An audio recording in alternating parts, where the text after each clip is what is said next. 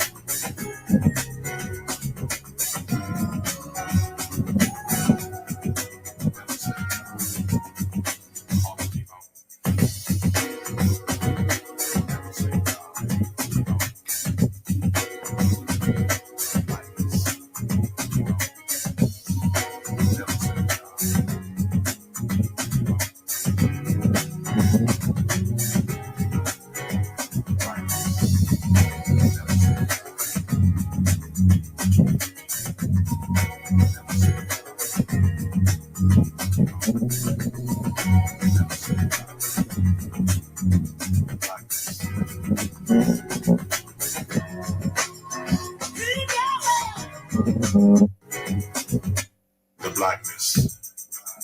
Keep on.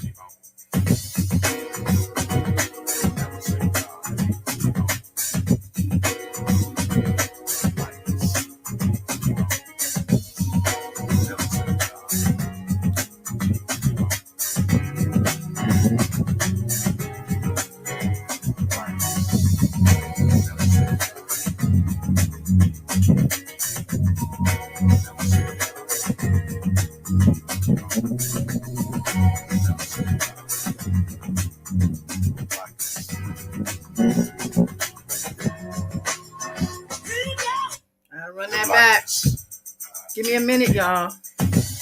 Good afternoon. Happy Friday.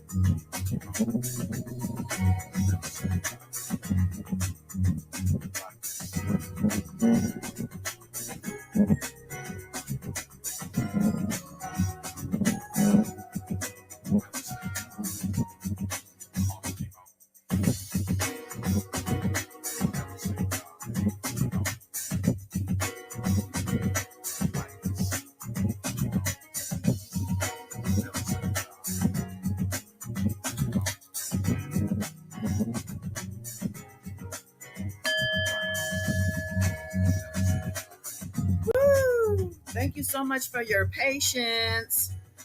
Trying to wrap up some loose ends, but thank you for being here. This is a do-over, honey. This is a do-over. I don't know if you saw my live earlier this morning. I did a live like earlier this morning, 10-minute live, just explaining what happened, why I have to do this redo, this do-over redo for Megan Thee Stallion's documentary, Her Story, Her Life, in Her Words, I think it's called. Yeah. So yeah, I'm going to get into it. So annoying that they snatched my video down last night, but it's okay because I think that this one is going to be even more better. Okay. So maybe everything, just happened for a reason. Yeah, sometimes things happen the way they happen because that's the way they're supposed to happen. So I'm going to let it go because Miss Della, Baby Yoda, thank you for calling me this morning, telling me to stop beating myself up. I appreciate that phone. So yeah, I'm going to talk about the Megan Thee Stallion documentary, In Her Words.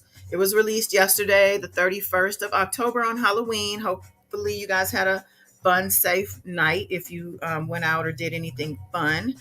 But I was here spilling out my guts on this documentary, giving you all the facts, all my notes, and they snatched that mess down because I had the actual documentary playing in the background on mute, and I happened to show a slight scene and forgot to put a picture back up over it. And yeah, but it's all good.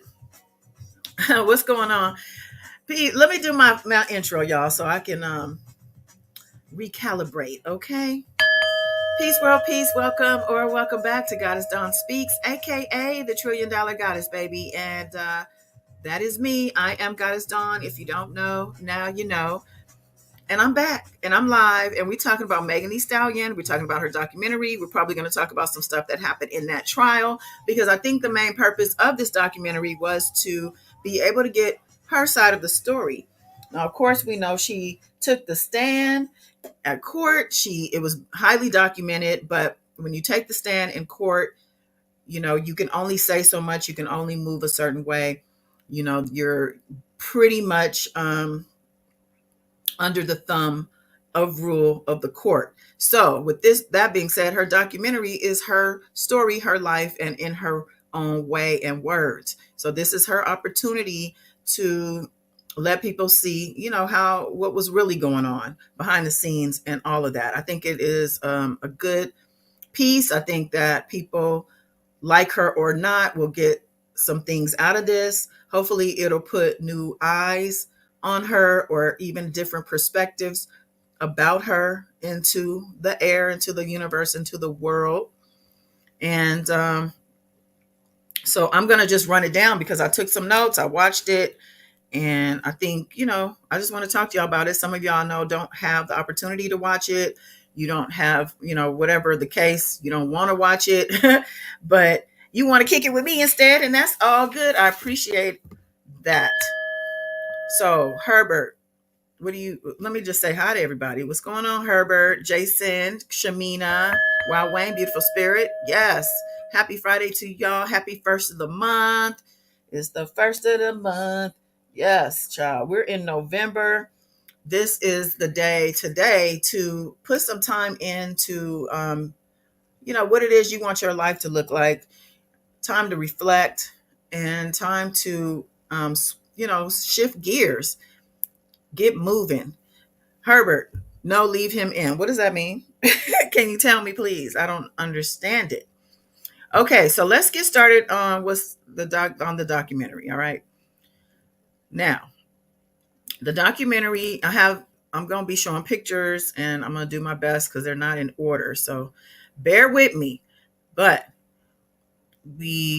so the documentary started off with Megan hopping off the private jet. Okay. She's tired. She let us know she don't even know if she want to do this no more, child. She is run down.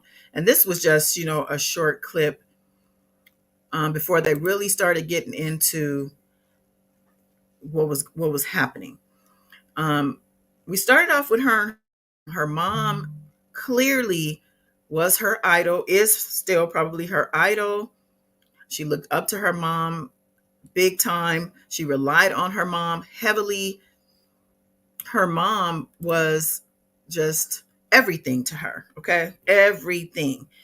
She looked at her mom, excuse me, she looked at her mom as like this beautiful goddess. She described her as statuesque and curvy and thick, and she was developing the same way, and she didn't think nothing of it because this is what she saw. This is what was a positive force for her, and for her, her mom was beautiful, and she wanted to be just like her. So it was very confusing to her when she went to school being bullied. She was bullied for her height. She was tall for her age, probably, a little thicker too than other girls. And she was bullied for it. And she learned very early about how mean and cruel people could be. It was kind of like she was looking ahead to her future because she gets a lot of hate. Even to this day, after the trial has ended and she's kind of, I guess you could say, been vindicated, still gets so much hate. Um, but yeah, she was bullied and she went crying to her mama, told her to suck it up and to have to learn how to demand respect. It's definitely something her mother instilled with her. Like, you have to command respect. You can't let people make you cry, because that's what she was doing. She was crying, literally crying to her mother. She said that she was in shambles. Her feelings were in shambles. She didn't understand it. And she admitted that, she's sensitive. And anytime, even, when she was a child, especially, she would get talked about, or someone would hurt her feelings, she would cry. She's a huge cry baby. She admitted that. And so that's highlighted throughout the documentary in certain scenes, because there's a lot of scenes that were very harsh, things that happened to her, around her, that she had to, learn, keep this lesson in mind from her mother. Now, she watched her mother grow, as she was growing up, writing her own rhymes. Her mom was a rapper. She described her as a gangster rapper. And she was writing rhymes and performing, and Megan watched this. And so not only did she watch it, she herself emulated it. And this is how she developed as Megan the Stallion at the end of the day. But it took some time to get there. It wasn't an easy road. And, they kind of show us a little bit of her journey in this documentary. Now, her mom, her idol, her BFF, she was her manager, her agent. She was everything that, a whole team would normally provide to a person. She actually got all of that from her mother. So imagine when she lost her mother, and she didn't have any of that. She didn't have the support. She didn't have the camaraderie or somebody who she could confide in. She didn't have because her mom was like also a consigliere, which is, somebody who advises the top dog in the mob. Think about The Godfather too, if you've ever seen it, or all of the Godfathers where they had Tom. So they then talked about her mom's passing. She said her mother, called her and just let her know, something's wrong. Something's wrong with I can't speak. Like, my words are all jumbled. And she rushed to her mom's side, and come to find out her mom had a brain tumor. So I'm not sure how long her mom was actually ill before she passed, but they made it seem as if the passing happened fairly quickly. It was sudden, I believe. I'm not sure how old she was, but she was young. She was still young and still very much active, and at the time very much impactful to Megan. So with her passing, this was like 20 minutes into the documentary, her mom passed away. So then fast forward 3 weeks later, she's on stage. And at this point, let me get my pictures right here. She's on stage performing, because mind you, when her mom was there with her, she was on stage doing performances, going to clubs, but they, smaller scale clubs, small clubs, um, contests, probably showcases, anything she could do, radio station, appearances where they would have these little events. She would show up to those, showing up for her city and getting known around in her city. And her mom helped her tremendously on the grassroots part of that. So eventually, she started getting bigger gigs. After her mom passed, things started to kind of move a little quickly. She started to, move and shake in different circles. But at the same time, she was lost. She said she forgot who she was. She was used to her mom, telling her what to do. And she didn't have that. She didn't have her mom when her life got crazy. And there was just unhappiness and depression and very much alcohol. The alcohol played a huge role in this era of her life. A lot of the decisions that she made, a lot of the things that she did, the way she was moving, had to do with the fact that she was drinking a lot. And it wasn't a secret that she's drinking a lot, despite the lawsuit we just saw from her against that blogger, where in there it said that this blogger was lying, how she was saying she was an alcoholic and things. Well, if you go back on Megan's Instagram from this time, she was drinking and twerking all the time, like out the bottle, like she is here, but more so like Hennessy, all the dark liquors. Those things are dangerous, okay?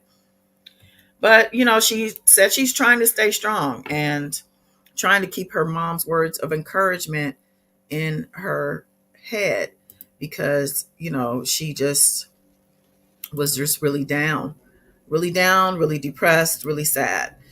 And, she was crying a lot. But not long following, her mom's passing, did she get a Award nomination. Now, the BET Award nomination changed the game for her. At that point, she had to come to LA for the BET Award. I believe it was here in LA. And she had her team. I'm not sure if she was signed to Roc Nation yet. I think maybe so. They didn't really get into the details of that, like when she transitioned to Roc Nation. They didn't talk about her 1501 lawsuit. That's her old label. They didn't get into that. There was a lot of things that were kind of left out of the story. Obviously, probably for the sake of time. But after the BET Awards, it says that she left Houston and she said out of her own mouth, she was never coming back. She was done. So then after, she's starting to move and shake, she and Kelsey became closer because Kelsey, was her friend from college. Kelsey was a person who she began to rely on. She began to be for her. Kelsey said even herself, she knew what it was. She was an assistant. She would post videos for her. She would post pictures and just, I guess, manage her social media content. And, I was listening to some other blogger talking about how Kelsey helped get her put on, or that Kelsey had an instrumental role in her success. I don't know if I would give Kelsey that much weight on the situation. She was definitely very helpful, maybe because she wasn't getting paid and that, she felt like she would get her payment at the end of things, or like more when, the money was really rolling in. I don't know. But I do know that she was happy to be there. I thought I had a couple of pictures, but now I don't see Kelsey. But I wanted to at least have a couple pictures of her up in here. Hold on one second. I know this is them dancing and having a good time and drinking. Now, this is during quarantine, but we'll get there. So she starts, her and Kelsey are super tight at this time. She ended up winning that BET Award. And of course, she was thrilled about that, but she just sad that her mother wasn't there for it because, her mom, this was what they were living for, child. They wanted to see all of this fruit come to pass. And it was happening, but unfortunately too late for her mom to see it in person. I'm sure her mom in spirit was there. Now, so yeah, she won that BET award, and then the next thing you know, she's at the VMAs, honey. She's at the VMAs. Now, I feel like I skipped. I did. I don't know how I did that because after let me go back. Let's rewind because I think I'm moving a little fast and I'm moving with a lot of intention because I want to make sure I hit everything. But hi, Yerma. Thank you for being here. But yeah, I didn't talk about. Okay, so I did tell you at the very beginning of the documentary that she basically just hopped off a private jet and she expressed how tired she is.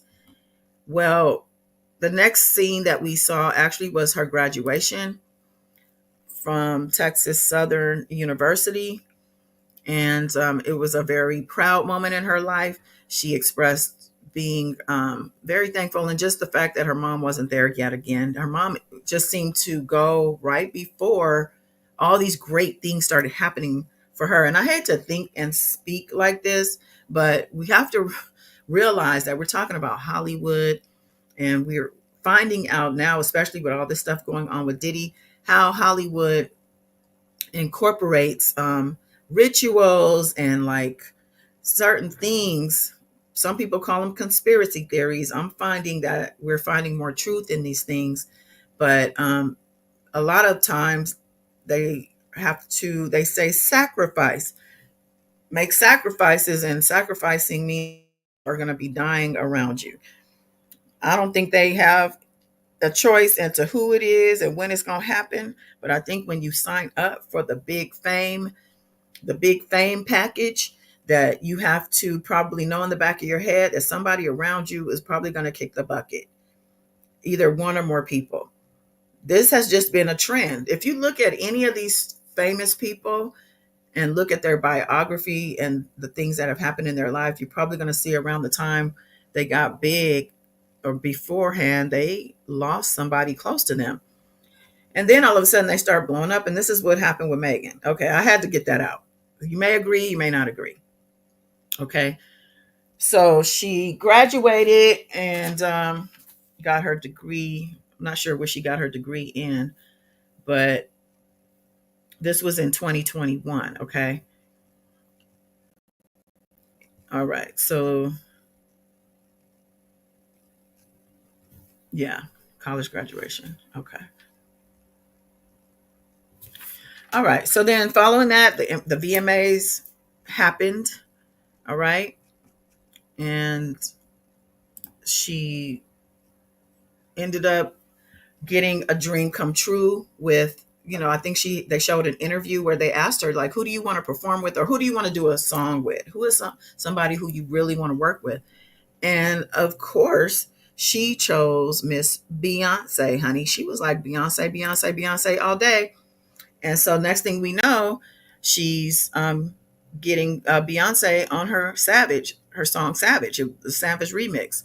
Beyonce all day on that, and it propelled that song to a number one spot. She had also the number one TikTok dance, and this is also a lot of drinking again going on IG.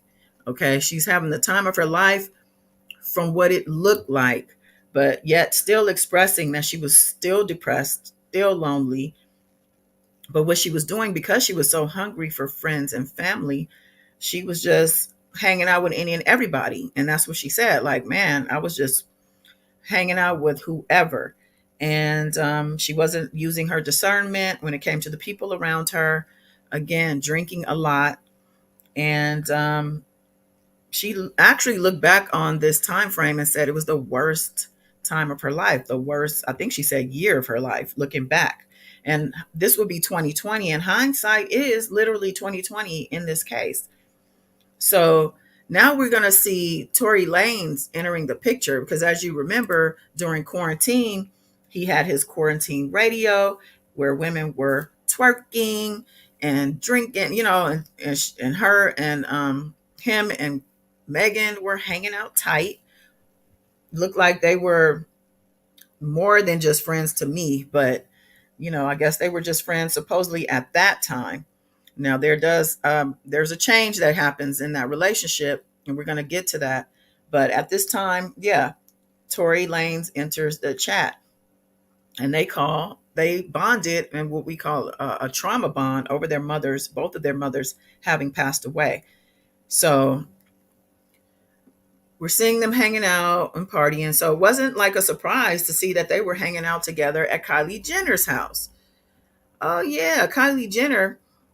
She and Kylie Jenner met during the WAP video making. This is Kylie in the WAP video. If you remember WAP, her and Cardi B. It was a hit song, and WAP was whopping. Okay, so next thing you know, I guess Kylie invited Megan and Kelsey over to swim, child. And Tori called her on the way when she was on her way, and she invited him to join them. I don't know if she checked with Kylie or if Kylie requested Tori to come because they were all hanging out at the time. Kylie, meaning Kylie, probably saw that they were hanging out and was like, yeah, tell Tori to come too. So she invited Tori.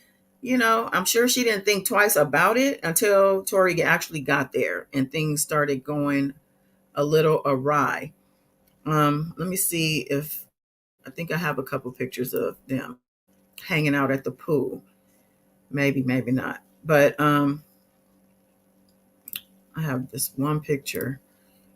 But yeah, that there was the pool day at Kylie Jenner's that set off the whole incident that ended up changing Megan and Tori's life and probably forever, especially Tori. I mean, Megan, was able to continue to grow and thrive in her career and all of that, but Tori's now spending 10 years, well, now 8 left in prison, 8 years in prison.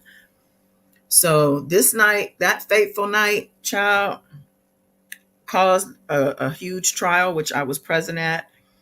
And so they were at Kylie's. When he got there, he said they gave him 5 shots at the door. Okay. So he was probably already lit when he got there. Okay. Drinking, smoking his weed, whatever. By the time he got there, what's her name? Megan and Kelsey were already lit too. Kelsey had actually passed out at one point and was sleeping and taking a nap in the house. I think when Tori got there, they actually, she didn't know he was there because she was asleep. But eventually she joined them. Her stylist, Megan's stylist EJ, drove them there, but he ended up leaving, and he testified in the trial. And he said he left because when Tori got there, he said the energy changed. He didn't like the energy Tori brought. So he ended up leaving because I guess Tori said his driver could get them home. So his driver Quan was there as well. So they were drinking, they were swimming, they were, doing whatever. And apparently Tori and Kylie were flirting, or at least Tori was flirting. I'm pretty sure Kylie was into it. You know what I'm saying? And I said this on the live that got snatched up last night. I'm just going to say it again. Hell, listen, Kylie has a son named Air. Okay. Now her daughter, who is said to be the son of Travis Scott, right? Yeah. Travis Scott. I'm sorry, daughter, Stormy, supposed to be Kylie's and Travis Scott's daughter. Now that's also rumored to be in question. Hello, Tyga, but that didn't come from me. And neither did this, what I'm about to say. And don't be mad and don't judge. But I'm telling you what I saw. When I was at court, Tory Lanez trial, Tory was bringing his son, right? He was bringing his son every day, carrying him with him up the steps of the courthouse, because he wanted to put himself out there to the public. Like, I'm this, caring father. He's trying to do everything to make sure he doesn't get convicted. So the family man angle was on and popping. And when I saw that son's face, he's so adorable. I have a picture somewhere, and I saw Kylie's son, Air. They could be brothers. They literally look so much alike. Kylie's son is lighter in skin tone, but child, I'm telling you, Go look at them pictures that he sent Kylie's son Air and Tory's son. I can't remember his name, and put them side by side. I'm just saying, Kylie's son child don't look like Travis Scott to me, but that's just me. And I'm just saying he looks more, and the timeline kind of lines up because I feel like even though Tory, so let me get back to this night at Kylie's house. All right. At some point, so you see, it's dark here, right? And apparently, there were other people in the house. They said Odell Beckham was in there, Corey, Chris Jenner's man was in there. It was other people there. It wasn't just them, but they were out in the pool and they were doing their thing. Some flirting was going on in the pool. So Megan, I think she got mad at one point. And was like, "We're leaving." Okay. So he was like, "Yeah, Quan and his driver take them home." Her and Kelsey. And Megan's like, "Wait, what? You not coming?" "Nope, I'm hanging." "It's cool, right, Kylie?" "Mm-hmm." So he was like, "No, I'm stay here."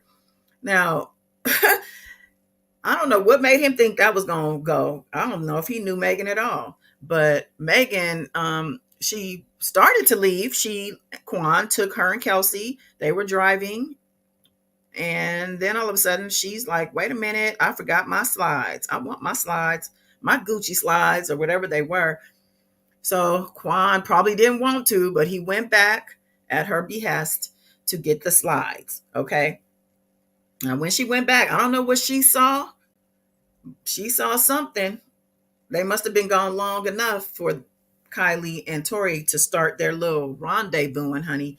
Because when she showed back up for her slides, all of a sudden, there was arguing, fighting, to the point where Kylie was like, "Get the fuck out my house. All y'all Negroes, get the hell up out my house with this bullshit." So Kylie kicks everyone out.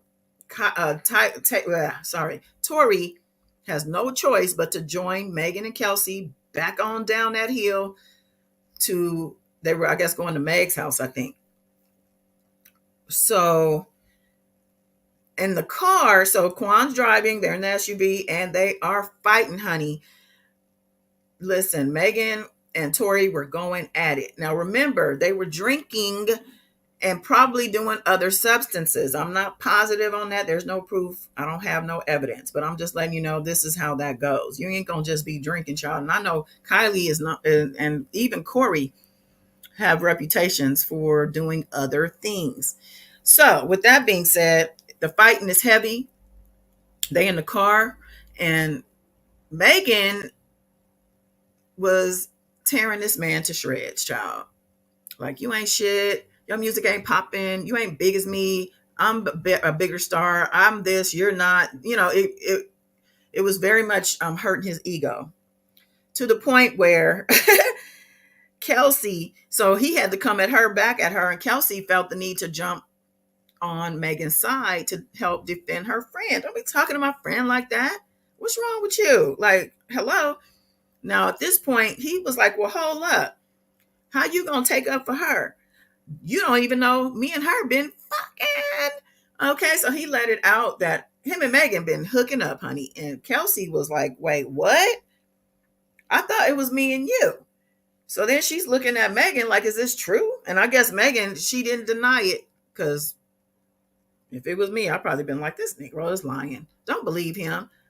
And she probably wouldn't have if she would have lied. But I'm just saying, if that was me back in the day when I was hanging and doing these things, I'd have been like, "Girl, please."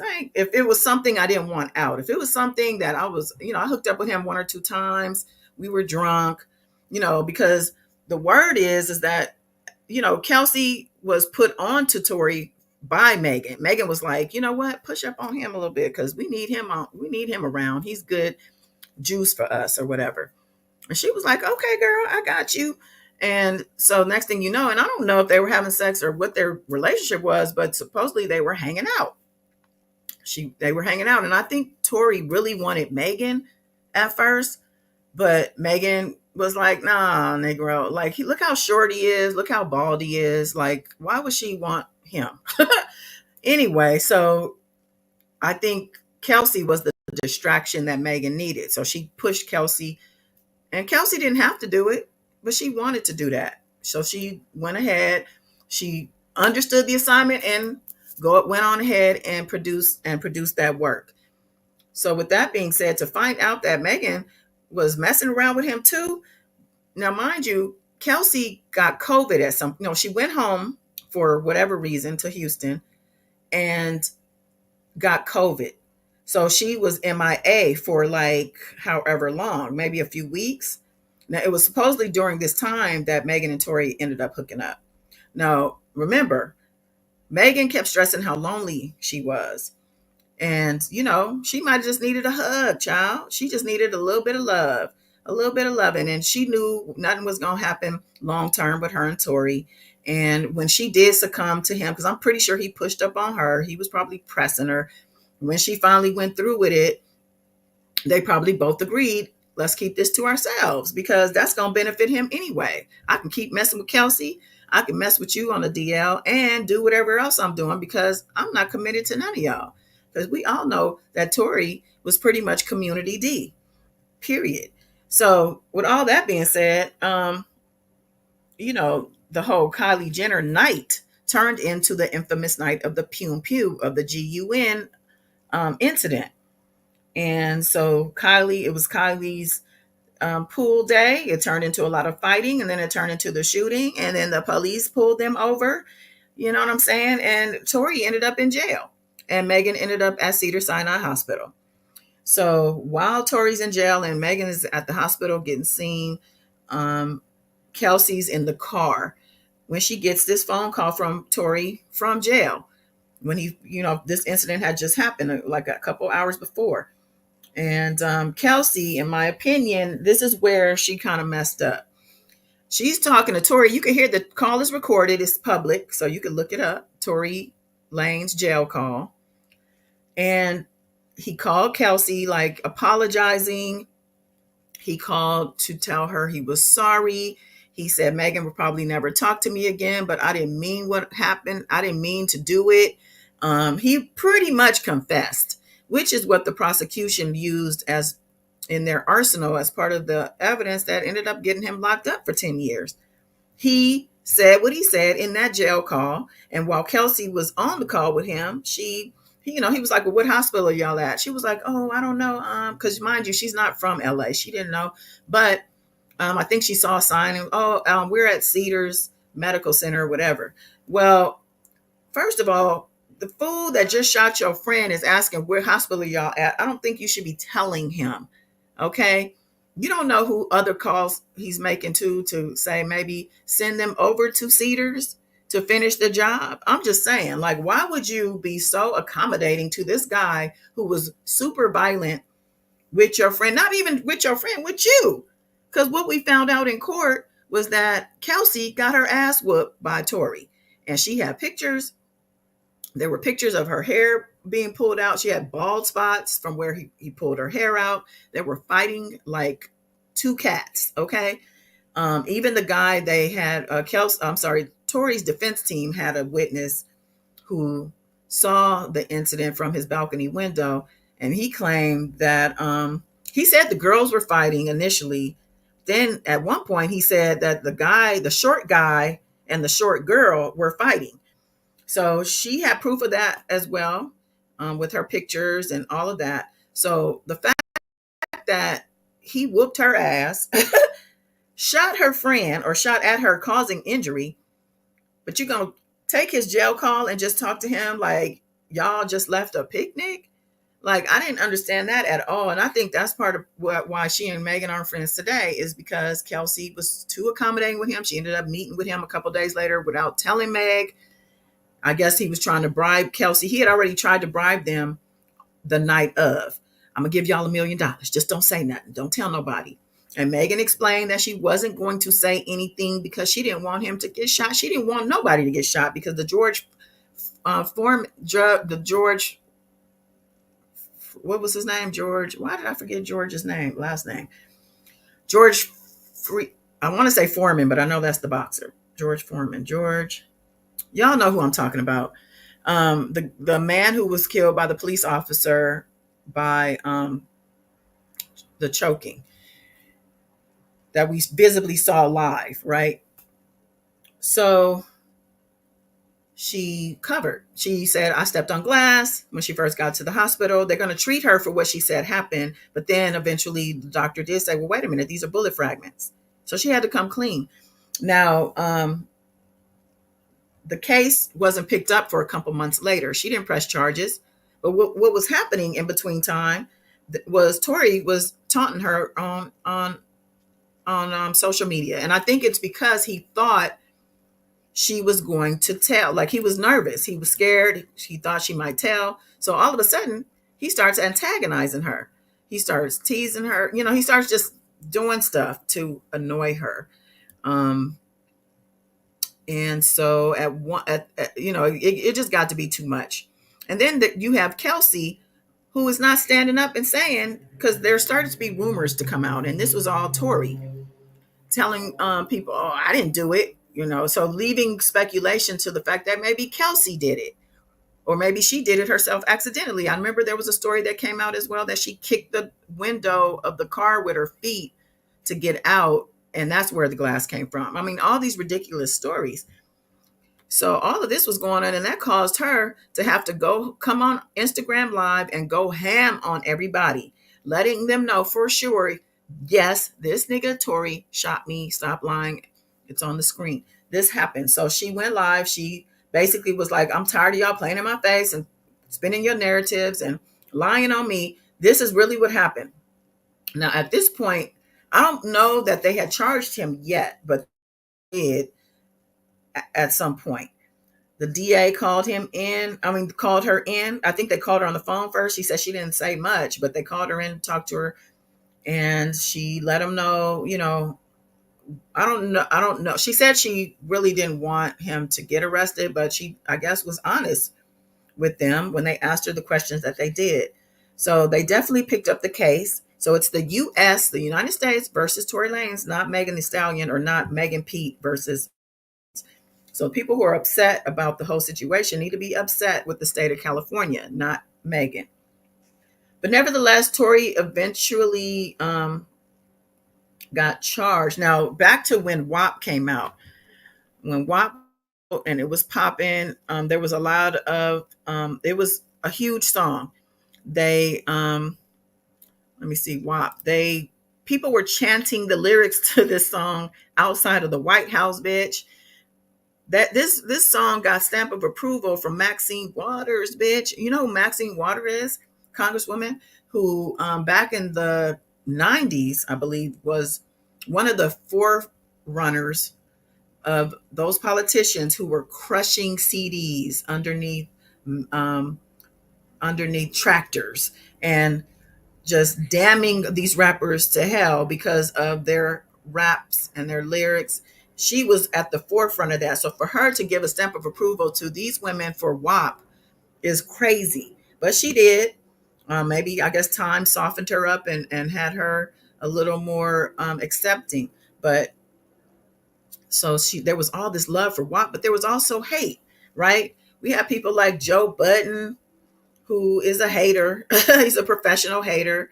But yeah, Joe Budden, of course, academics, the talk show host Trevor Noah. These people were being highlighted in the documentary as people who were disapproving and dissenting over this video. Um, I think Drake even jumped into it at some point. But yeah, so then they talk about Tory's charges, and then the backlash was even heavier at this point. After he got charged, she really was at war with the world. It seemed the social media with her and Tory heated up. Even Kelsey went against her online because I guess they stopped speaking, and Kelsey got iced out of Tory, out of Megan's life. So not only, were all these guys and people coming at her, but her ex-best friend Kelsey jumped into the fray. She even created a whole diss track against her so-called friend. So I had a picture. I was looking for the picture of Kelsey, but nevertheless, yeah. So all these things were just going on. Tory was spinning narratives. He was using his fan base to attack her.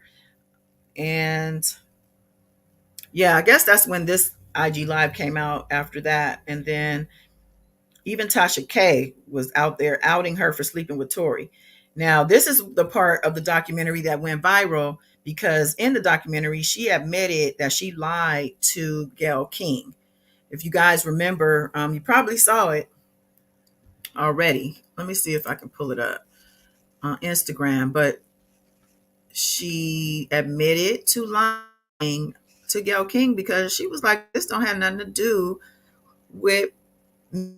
Like, why is this lady asking me this? Well, let me see. I think it's here.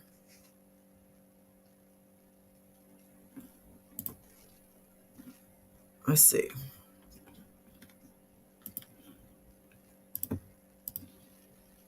Ooh, child, I've been running my mouth. Um. Okay, no, this isn't the right one. Hold on.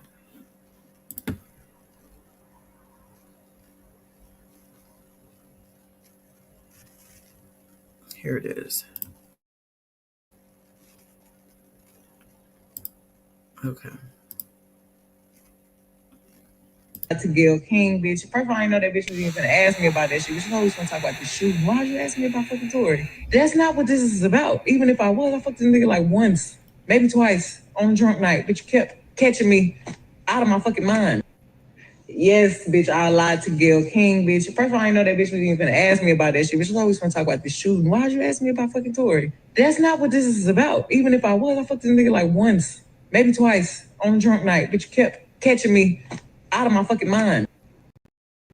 Yeah. So yeah, like people. What was the nature of your This is the actual Gayle King interview. The little clip about it. relationship with Tory Lanez? Because he has led people to believe that it was a sexual relationship, that it was that you two were dating. What was the nature? We were not dating. We were really close. We were friends. We hung out like every day. And his mom passed too. So when I felt like we were bonding over that. Mm-hmm. And did you have an intimate relationship with him? Like sexual? Yeah. Did you, Megan, did you have a sexual relationship with Tory Lanez? Yes, that's my question. I didn't have a sexual relationship with Tory. What was the nature? Okay, so she. This bitch, I lied to Gayle King, bitch. First of all, I didn't know that bitch was even gonna ask me about that shit. Bitch was always gonna talk about the shooting. Why are you asking me about fucking Tory? Right, and that's the question. Like, why? But people, there's different opinions, of course. There are some people who think it's relevant. Even my son, I was talking to him. He was like, "Well, it does matter. It does. It's a part of the story. Yeah, it's a part. I guess it's a part of the context of like what their relationship was maybe about, but it has nothing to do with him shooting her. Because whether or not they had sex or not, he should have not shot her. It's going to be illegal to shoot her, whether he slept with her or whether he did not.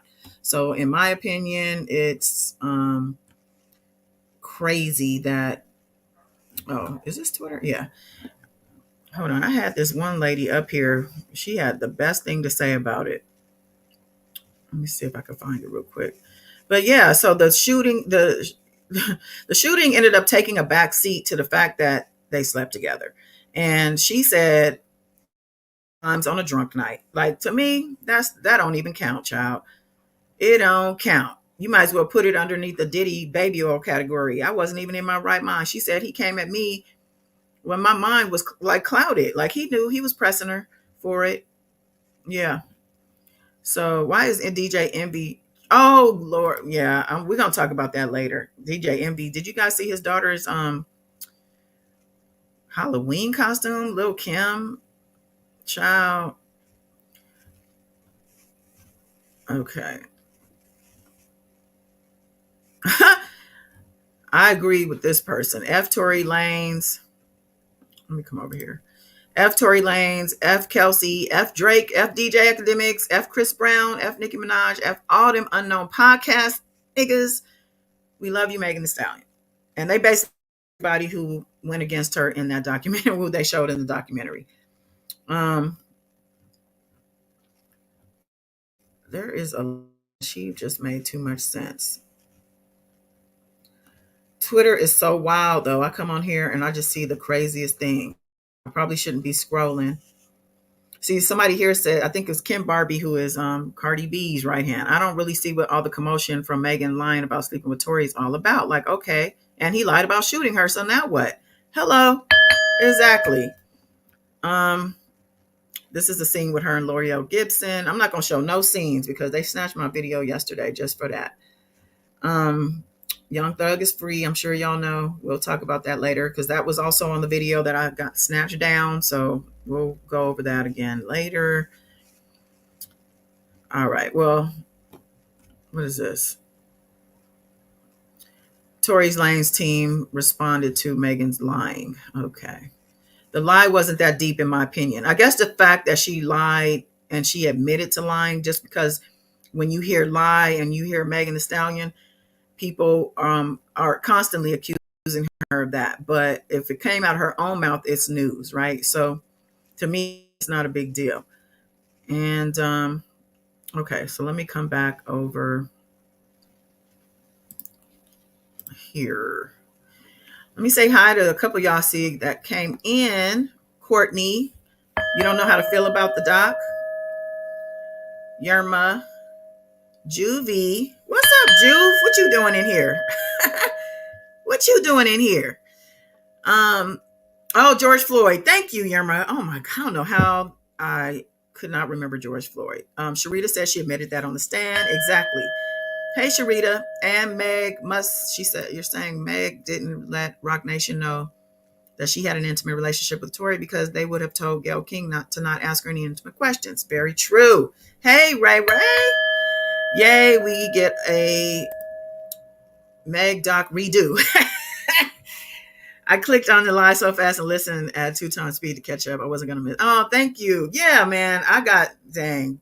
It's a rookie mistake on my end. I'm going to take responsibility. But yeah, they took my video down. I actually liked last night's video, but you know, it is what it is. But I'm glad you made this one.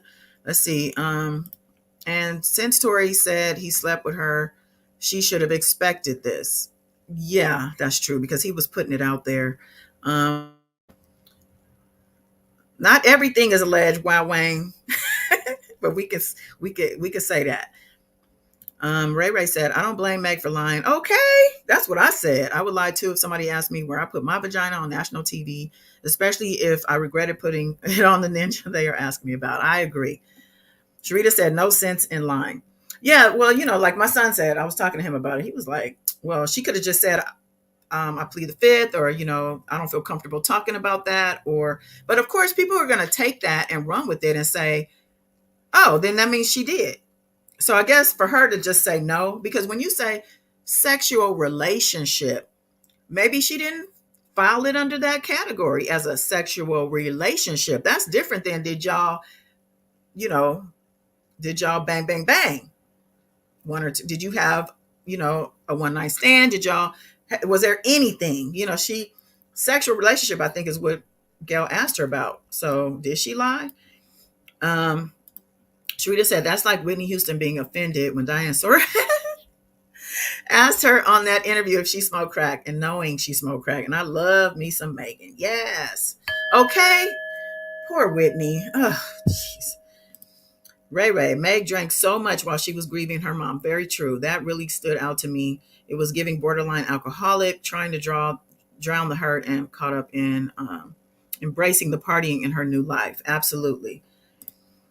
Beautiful spirit. WAP brought out the inner hoe in people. You must be back in the replay a little bit. And Joe Butts didn't know how to embrace his inner hoe when he's hurt. WAP. Okay. Oh, hating ass hoe.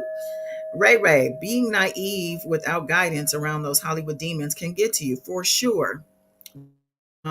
She didn't have her mom to guide her, and Tory caught her slipping when she was drunk and most vulnerable. I agree. See, we on the same page. That's why we peoples, right? So let me get back to this documentary. Where was I at? Let's see. Social media war between everybody. The baby punk ass. These people, these nobody podcasters talking about, oh, she's a habitual liar. Oh, She didn't get shot. People still to this day say she didn't get shot. Like, that's the most ridiculous thing. If you listen to anyone who says that, delete them, block them, get them out of your sphere. These people are crazy. And then you have Tory, even Diddy was in on it. Diddy was giving Tory praise during this period. Talking about, you were one of my favorite R&B artists. Look at Tory's face. Tory, no, he heard the stories, honey. He's like, I am not trying to get baby oil down, Diddy. So let's keep it light. And in this little clip, Diddy says something like, well, I can be mean and toxic though. So I think he was letting him know, you don't really want to mess with me, honey, because I will be mean and toxic and you will regret it. And he was like, I got you. So he spared Tory Lanez for some reason, even though I'm not positive that they never had an encounter. Who knows? Okay, so they just hating on Megan because Megan was getting it done. Okay, she was getting the key to the city, but I don't think we've gotten there yet. So let's see. I said that Tory spun narratives. I said that he used his fan base against her. I talked about her infamous IG Live where she basically said it from her mouth that this nigga shot me. Tasha K outed her for sleeping with Tory at the time when she was denying it. Kelsey went against her online as well. So that was all chapter 1 of the documentary. We move into chapter 2 in April of 2022 when there's 8 months to the trial at this point. Oh, this is when they bring up the Gayle King interview. So I guess I was a little ahead of myself. But yeah, the Gayle King interview came up. At that point, they're showing her saying, I'm under the weather. She didn't want to do the interview. Maybe she was nervous. She said she wasn't. She said she just wanted to get it over with. But during the interview, she was quoted as saying, we were not dating. We were really close friends. She denied the sexual relationship. And then from that came so much heat. I mean, even more heat than she was already getting. People were saying she's lying about the Tory, sleeping with Tory. But personally, I feel like Megan, as strong as she is, because Megan is a warrior, honey. Megan is a warrior. And please don't call me. I know people calling me probably don't know I'm live. Nobody in my real life, y'all, gives 2 shits about this YouTube channel. I'll be on the phone with my friends. Hey, girl, let me get off this phone because I'm about to go on YouTube. All right, girl, well, call me later. Not like, oh, send me the link or, oh, what you going to talk about today? No, it's okay, girl, well, I'll catch up with you later. My mama calling me, my son. They be like, I'm like, I'm live. Hello. Oh, okay. Let me know when you're done. That's just my life, child. I don't know why that is, but they don't mess with this YouTube. Nevertheless, let's see, where am I at? I'm just going and going here. So she denied okay, she took a lot of heat. Oh, that's what I was going to say, is that Megan, being the warrior that she is, okay, being the warrior that she is, I think she's the one for this task. I think this was something that had to get done so the world can see the type of, I guess, backlash that victims get. She needed to be that warrior for victims and survivors as well, but for victims who haven't been victimized yet, because every day there's new victims in the world, right? And if someone is seeing a Megan Thee Stallion get bullied, ripped to shreds, but still prevail, it could encourage and give courage to people facing the similar circumstances, not necessarily shootings, but raping and assaulting, and women deal with a lot of abuse, especially Black women. And so I think Megan Thee Stallion now being kind of held as a hero in this sense, or a shero in this sphere of survivors.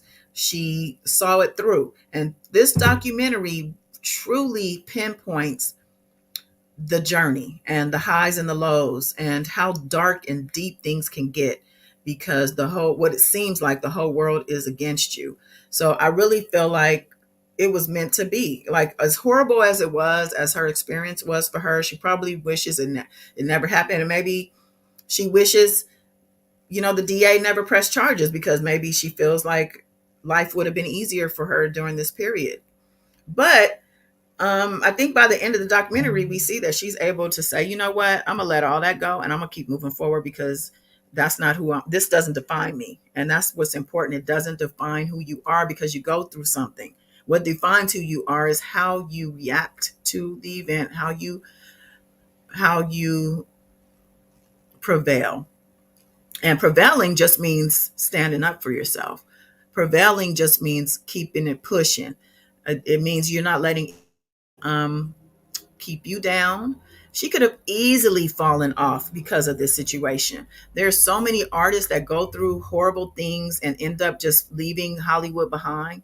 They don't want nothing else to do with it. They're scared. I'm pretty sure she was bullied and threatened. Maybe some things didn't come out because of the people who were involved with the bullying and threatening behind the scenes. But thankfully, she had a rock, shall I say, in Rock Nation, holding her up because they do have the resources, the lawyering. Alex Spiro is like a top attorney, never lost a case. And she needed that support. She needed that, especially without having her mother, as I continued to say earlier on in this live. Like, her mother was everything, her rock, her consultant, her manager, her agent, her best friend. So without that, the Rock came in, Rock Nation, and held her up. Because as we saw, Kelsey, who was technically her best friend, she didn't even make the cut. She wasn't strong enough. She was weak in the knees and she succumbed to the pressure. So, which is a very human thing to do. At the end of the day, we're all humans. So the fact that she went through all she did, the storm, okay, and now she's standing under the sun, under the rainbow, child, because she was able to persevere. And I think she's a great example for people going through similar situations, because there's so many people out there hurting. There's people out there alone, people out there dealing with drugs and alcohol problems because they can't face the trauma that has happened to them. There's people who lose their careers, end up homeless. People end up in jail because their anger gets out of control, and they make the wrong choices. So I think I'm glad she made the documentary. I think the documentary, even though it highlights her whole kind of career up to date, I think it's more so about the survivorship in the situation and being an example to other women. So shout out to Megan, though, for being her, child, for being her. There was a point where she said, I talk back, I fight back. That's just me. And I believe she gets a lot of that from her mother's influence. Um, so now we're fast forwarding to May of 2022, and we have 7 months to the trial in this documentary. She's still writing, and that's why I love her too. She writes her own music. She's still writing, but she confesses she's still having difficulty working on her album. She says she's uncomfortable. She feels like shit. She named her album Traumazine. She says she wanted to treat it like a journal. She wanted to have people understand what she's going through. And so it was a difficult undertaking, but she made it happen, right? Somebody in the last night's live came in and said Trauma Team was their favorite album of hers. Let's see where I want to go from here with my pictures. Some of the pictures I just didn't have room to include, but I had other pictures of her in the studio working on her album. But it was very much like looking at her mother. Whenever they would do hindsight, recollections or whatever, they would use cartoon figures. So they would show her mother writing, her mother rapping in the car when she was in the backseat listening to her mom get it. But now here she is, and she's the one. Now, the Billboard Awards a rehearsal was the next highlight of the documentary, and she's working with Lorianne Gibson. Lorianne Gibson, we know her as the super choreographer who worked. I know her best from like a lot of the reality shows she was on, especially Making the Band. Remember Diddy threw a chair at her? Let me see. I think I have a picture of that. We also saw that scene on Twitter. Let me see. Maybe I can. Well, I don't want to show no video, child. Even if it's on Twitter. Usually Twitter can fly, but let me see if I have a picture of her and Lorianne. Oh, here we go.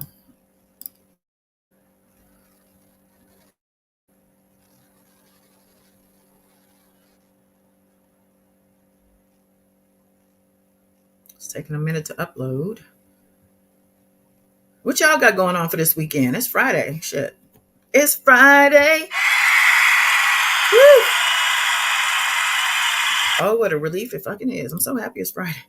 So yeah, her and Lorianne Gibson had some moments. This is the rehearsal for the Billboard Awards, and Lorianne Gibson was the creative director of her show. And in this moment, Megan wasn't feeling good, or she just wasn't feeling being there. She expressed being tired right before, and I guess she thought she was going to be able to go home and get a pass because she wasn't feeling good. But you see, Lorianne is like, well, okay, well, is it nauseous, or I guess nausea was what she wanted to ask. And Megan's like, yeah. She's like, okay, well, let's get you a trash can, right? So you can have that next to you. You know, she wasn't trying to hear it. So she did eventually get her back into the light and get her to go through these rehearsals. Really stressed. She was definitely on edge. Y'all, give me a second because I'm wondering if something going on. Hold on one second.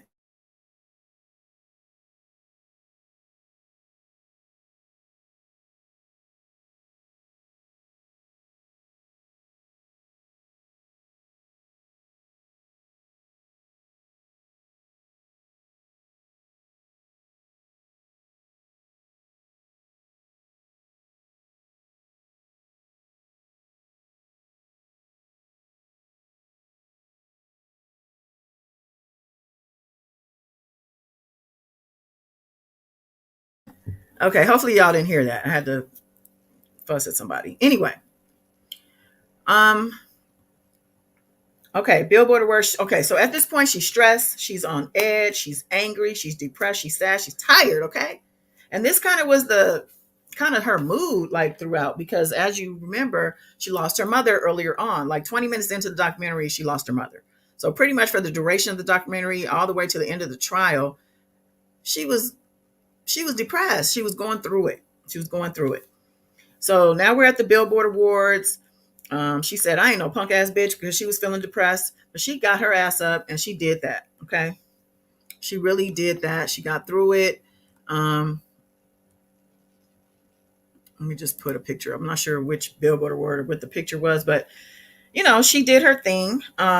So following this performance, she talked about how, you know, things are starting to go really good. Okay. She said she anticipated the worst when things were too good. And this is the worst thing you can do. This is the worst type of mentality you can have in life, is when things are going good to then dread, have a fear because things are too good. You really need to embrace the positivity and the abundance and the good things and keep that momentum, because it's the frequency, the vibration that brings the experiences your way. Depending on where you're at, is going to be dependent on what type of things you experience. So for her to have dread because things were going too good is just really asking for trouble. But nevertheless, following the Billboard Awards, she went hard. Okay, Rock Nation was pushing this girl, making her earn this contract. Okay, she performed at the Primavera Sound in Barcelona, Spain. She performed at the Open Air Festival in Switzerland.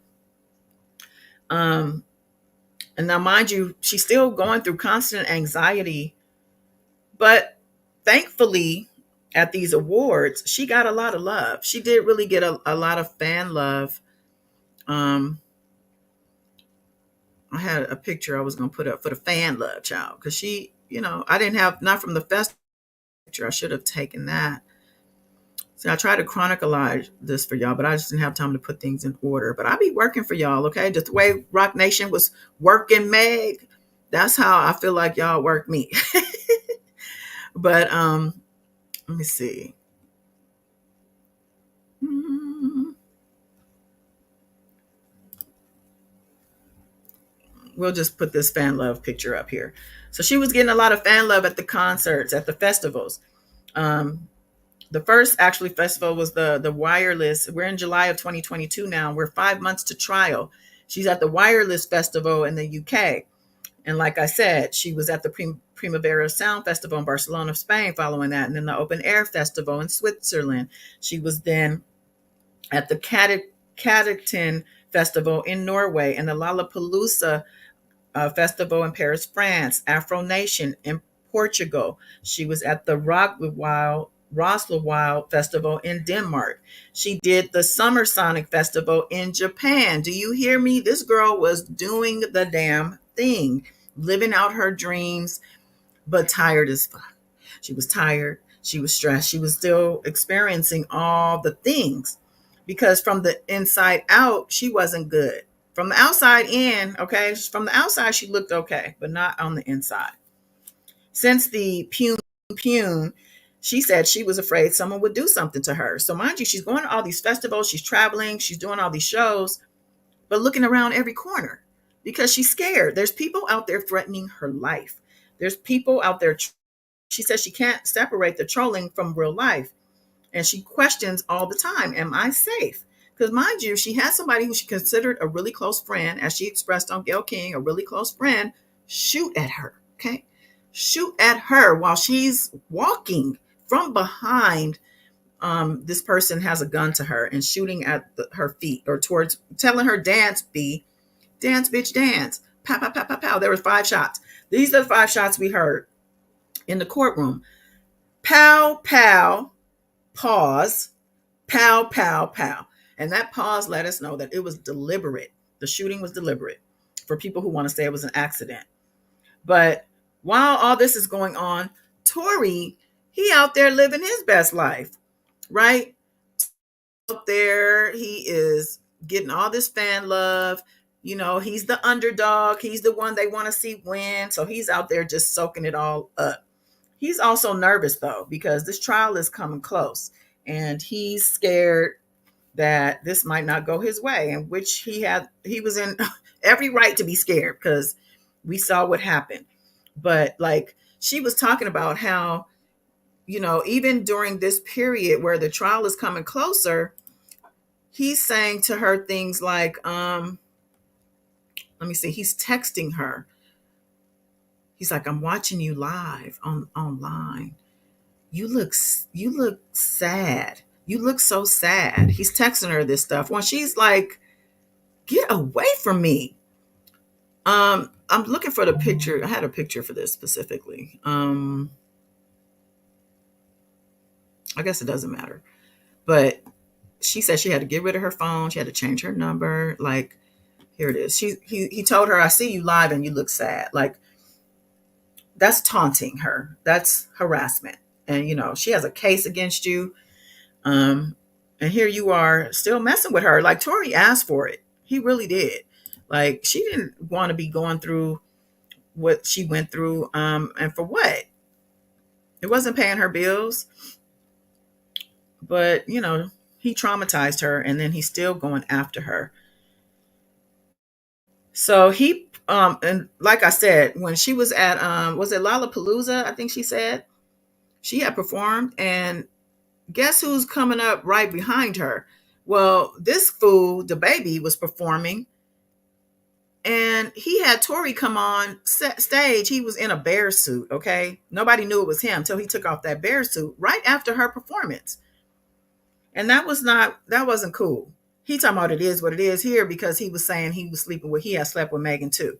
And I'm sure him and Tory cooked that up. Yeah, go on your interviews and say you slept with her. Let's really slut her out. Let's make her look bad.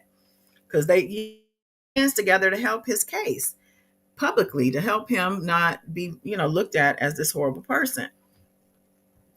And then we have Tory also continuing to cut up, literally. Let me find a picture of this. Literally cutting up in a video. He's chopping up a horse leg and she's seeing this stuff. Now, mind you, her brand, Megan Thee Stallion, is referencing a horse.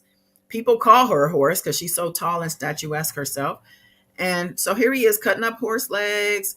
He's got on the back the the chalkboard behind him had like Hot Girl Summer. It had HGS in caps. And she questioned, was that Hot Girl Summer? Is he threatening my hotties too? Like, what's happening? But this is the type of thing he was doing. He was out of his mind. Seriously. But he wasn't alone in that. He had his friends helping him. He was constantly online. Um, she was enduring all these online threats while everyone laughed. You had LeBron promoting Tory's music while he's driving. Chris Brown gave him props. Meek Mill shouted out while he was on stage at a concert for his crowd to chant "Free Tory" back to him while he's on stage. You know, the baby again talking about how he hit it. Like, it's ridiculous. And then of course you have Joe Budden talking about, I don't like that girl. Who cares, Joe Budden? Who asked you, Joe Budden? Like, and then you have academics. Yeah. This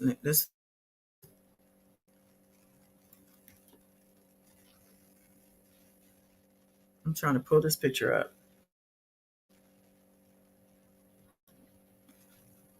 Oh, okay. Hold on.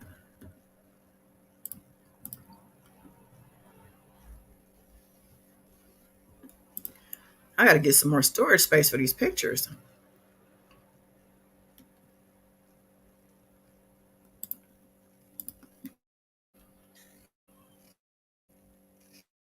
Academics is so whack to me.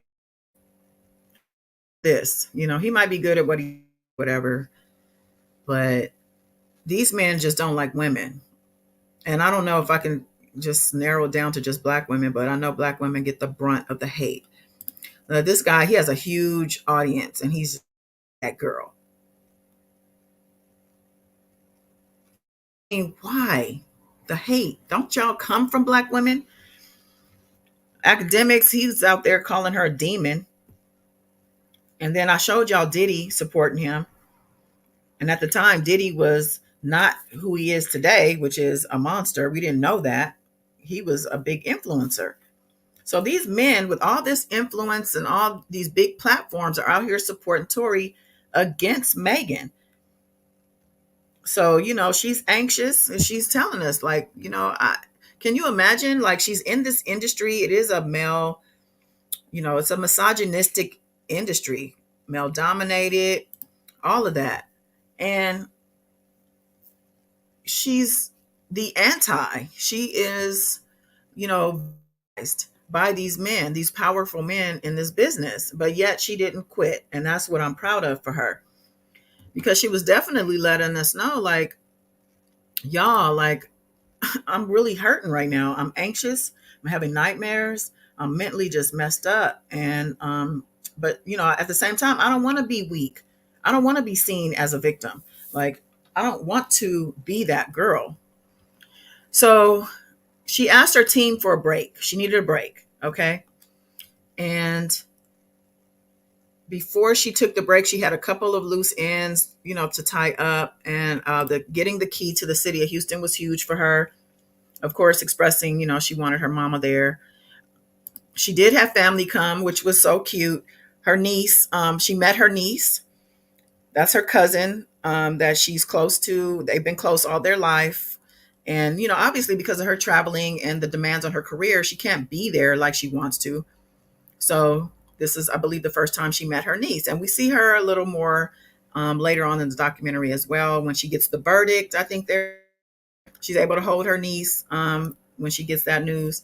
So it's very important to have people you can trust, people who are there really for you. She's like, she don't treat me like Megan Thee Stallion. I'm just Meg to her. I'm her cousin Megan. So that was good for her. So now let's see, what else did she do? So she got the key to the city.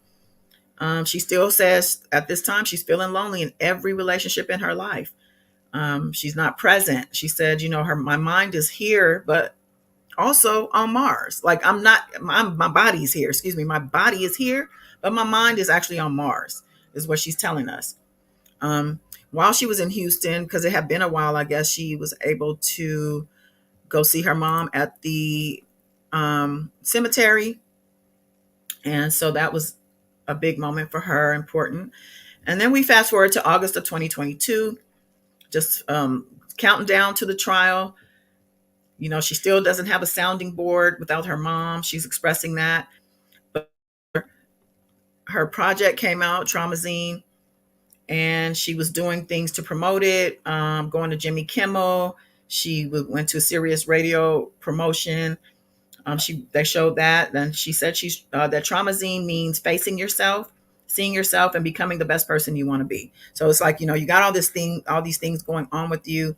You don't just keep moving in life without addressing these things and facing these things. You can't just sweep things under the rug, because at some point you're not going to be able to walk over the rug. It's going to have so much shit up under it. So the purpose, she was saying, or the message in Traumazine, was for people to face themselves and then become better. Okay. So following this, we're seeing, she's getting again a lot of fan love. She did have a lot of fan love. Like she still, we can't deny that. And she did Saturday Night Live. They showed her ex-boyfriend Party Fontaine walking with her at one point. They didn't get into him at all, which I'm glad.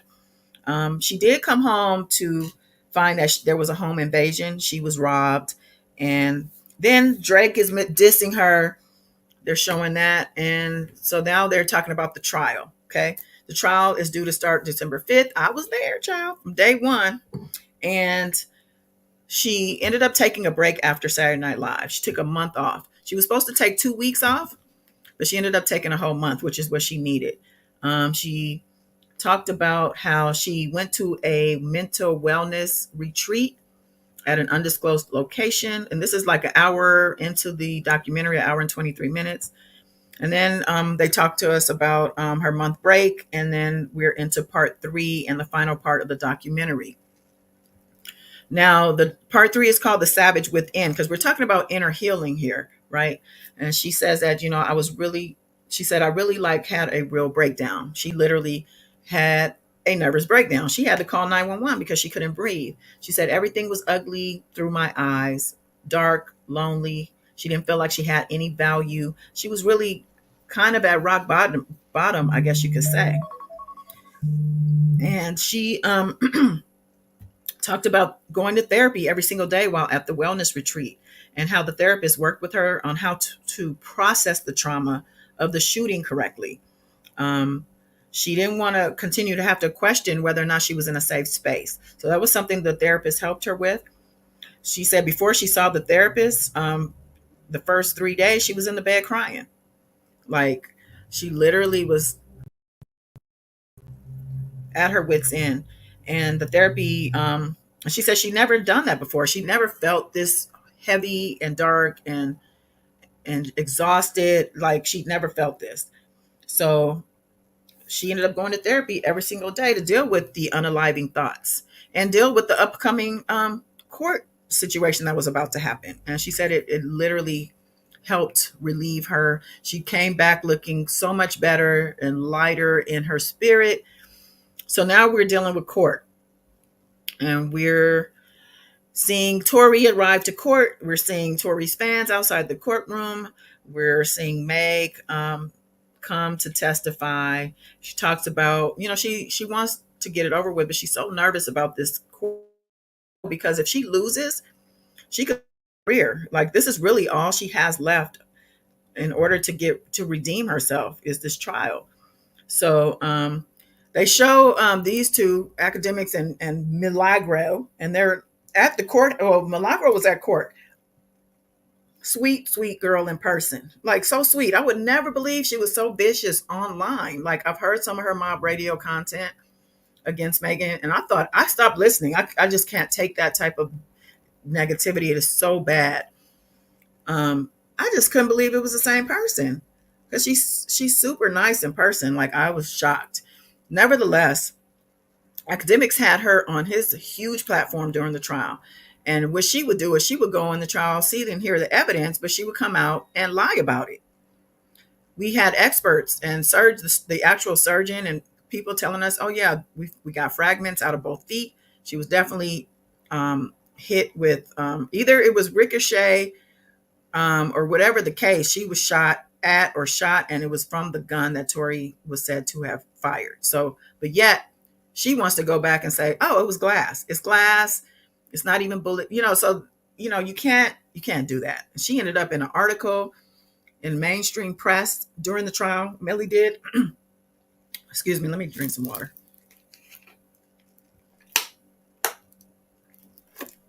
Millie did because Millie was lying, and her team, Megan's team, was warning her, academics, and everybody else, y'all need to quit before you end up getting sued. Which today, fast forward 2 years later, they sued Millie yesterday because she still kept doing it after the trial. Okay, so academics and Millie, they're on here lying. And in quotes, it says, if I don't win, what does that say for other victims? And she's concerned about how this is going to impact other victims. Because I'm on a high platform, I'm famous. And if I can't pull this off, then why would somebody else come forward? And that's the whole point. Because we need victims to be able to feel comfortable enough to come forward. So the verdict is in, y'all, and the tears are flowing heavy, child. She is like, so much weight is lifted off of her. You can literally see it. I have a picture of her when she gets the news. Here, she gets the news. This is what she's looking like. She's like I think the person that she was with Rock Nation. The lady had a phone. She was getting text messages, and she was letting Meg know, like, oh, they got him on all the charges, or on the highest charges. And she was literally so relieved. Like, she just cried and cried. I mean, it was, I felt it. So of course we know that Tory was convicted. We know that he got a 10-year sentence. Yeah. Now, at this point, they're just talking about how she just talking about getting back to herself. I mean, it wasn't going to be overnight, but she now is in a space where she's had therapy. She's got vindication through this trial. She is definitely feeling like, wow, I can turn the page now. I can really actually open a new book at this point. So she talks about just self-care and having a new fresh space and a new attitude and a new life chapter, and shedding her past. Like, she's like, you know what? I was still feeling bad even after the verdict, like, because it got worse for her with people. Like, these Tory people, they love an underdog in Tory, I'm telling you, but it's the wrong underdog, y'all, because he is a violent man. That's why he didn't take the stand in court, because they were fearful that all his priors would come to light. This guy has a long history of violence and gunplay. I believe he might have even been on some type of restrictive probation or some type of something. I think they tried to bring it into court, but they weren't able to, because, you can't bring a person's bad acts in unless the door is open to it. So they were trying very hard not to open the door to it. But he didn't testify, though, like I said, because they could have gotten all that stuff out on him and it would have really buried him. But she said that, it took some time after the trial to realize that I've got to say, F these people. I got to just move on, pull up my big girl panties and keep it moving. So that was that. And that was pretty much the end of the documentary. Let me come up to some of y'all's comments.